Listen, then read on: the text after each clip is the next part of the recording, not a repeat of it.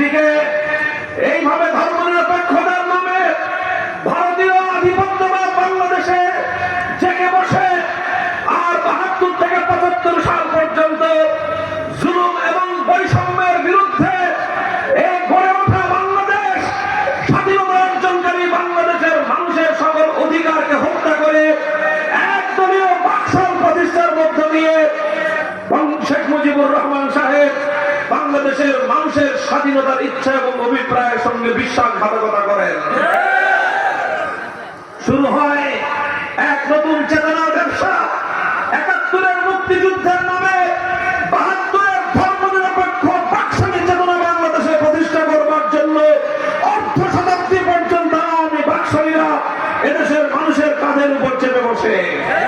এরপরে ২০০৮ সাল থেকে ২০২৪ সাল পর্যন্ত দীর্ঘ প্রায় ১৬ বছর পর্যন্ত শেখ মুজিবুর রহমান সাহেবের কন্যা শেখ হাসিনা এদেশের মানুষের অবশিষ্ট অধিকারটুকু তিনি কেড়ে নেন, এদেশের মানুষের ভোটাধিকার কেড়ে নেন, এদেশের মানুষের বেঁচে থাকার অধিকার পর্যন্ত কেড়ে নেন।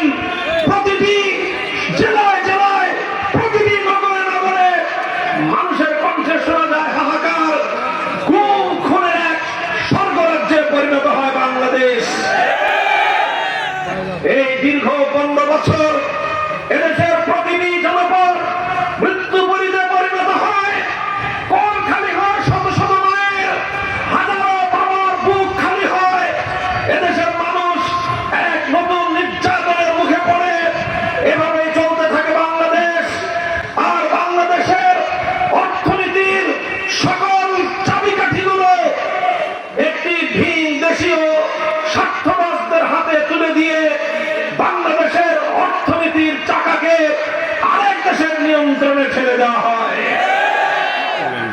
এইভাবে একদিকে বাংলাদেশের মানুষের ইচ্ছা এবং অভিপ্রায়ের বিরুদ্ধে কার্যক্রম পরিচালনা করে বাংলাদেশের অর্থনীতিকে পরনির্ভরশীল করা হয়।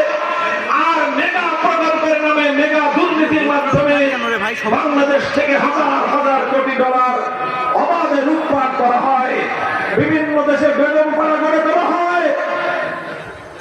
এভাবেই লুটপাটকারী অর্থ পাচারকারীদের স্বর্গরাজ্যে পরিণত হয় বাংলাদেশ।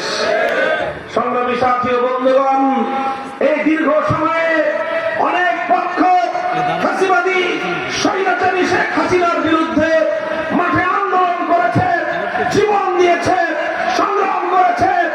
এর মধ্যে সবচেয়ে বেশি রক্ত দিতে হয়েছে দেশের ইসলামপন্থীদেরকে। ২০১৩ সালের ৫ এবং ৬ মে শাপলা চত্বর রঞ্জিত হয়েছে এদেশের ইসলামপন্থী আলেম সমাজের বুকের তাজা রক্ত দিয়ে। ২০২১ সালে বাংলাদেশের স্বাধীনতার সুবর্ণ জয়ন্তী উদযাপনের নামে ভারতীয় বিতর্কিত প্রধানমন্ত্রী নরেন্দ্র মোদীকে বাংলাদেশে এনে বাংলাদেশকে তার একটি অঙ্গরাজ্যে পরিণত করবার নীল নকশা তৈরি করা হয়। তখন এদেশের আলেম সমাজ, হেফাজতে ইসলাম, এদেশের আলেম ওলামা ইসলামপন্থীরা নরেন্দ্র মোদীর কাছে বাংলাদেশের স্বাধীনতার সুবর্ণ জয়ন্তী তুলে দেওয়ার তীব্র প্রতিবাদ জানায়। শান্তিপ্রিয় সেই প্রতিবাদের মুখে স্বৈরাচারী শেখ হাসিনা সরকারের পেটোয়া বাহিনী পাখির মতো গুলি করে আমাদের প্রায় ২৫ জন সহকর্মীকে হত্যা করে।